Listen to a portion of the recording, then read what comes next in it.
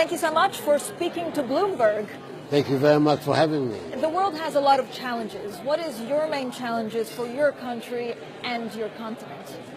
I think the two are interlinked. It's basically how we can develop the economies of our country to provide a more dignified standard of living for the mass of our people. That's our main concern, how to develop our economies. We're sitting on all the resources in the world, and yet we are the poorest people on the globe. So how to, as it were, remove that disconnect? That really is a function of leadership in Africa at the moment. That matters as true for Africa as it is true for my country. I give you a simple example. Côte d'Ivoire and ourselves, between us, we produce 60% of the world's output of cocoa. 2015, the returns to us, 2 billion to Ghana, 3.75 billion to Côte d'Ivoire, 5.75 billion amongst us. The global chocolate market is of 100 billion plus. So you're looking at a situation whereby the farmers who produce get something like 5 to 5.5% of the global value chain of their product. Something's not right there. We need to do something about it. What can you do? Do you need to renegotiate with the big suppliers, with the makers of chocolate? I think that we have to perhaps make the chocolate ourselves. We have to find a way of being able to connect the raw material to the finished product, because that is where the value is. And so far we've been either out of negligence on our part or the difficulties of mobilizing the finance and the technology. We've not been able to do it. I think that this generation of African leaders, these are the issues that we have to look at. We have a globalized trading system that frowns on protectionism, and quite rightly, I think that all of us are in agreement that as a general principle, free trade benefits everybody in it.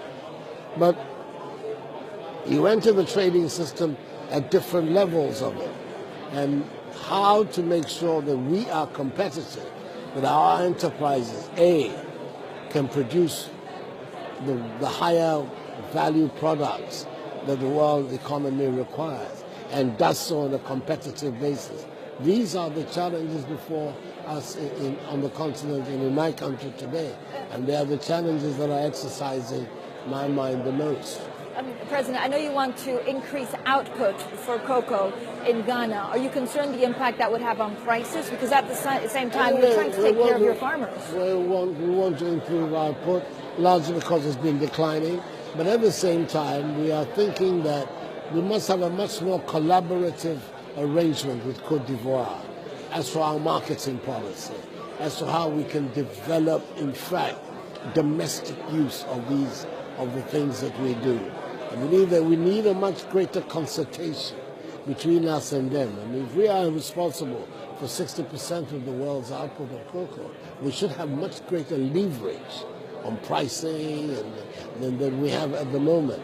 So we're in active discussions. Fortunately for me, at this period in Ghanaian history, when I'm the leader of Ghana, we have a man on the other side in Côte d'Ivoire who's equally sensitive to these issues. So we began to talk in a great deal, to find a way.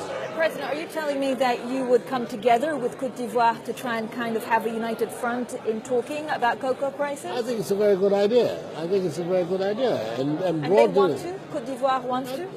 The clear impression that I have from their president is that they do. And at the moment, in fact, both our governments, our cocoa officials, agriculture ministers are in fact in regular contact, talking about how best we can develop this common front and common attitude. I think it makes sense.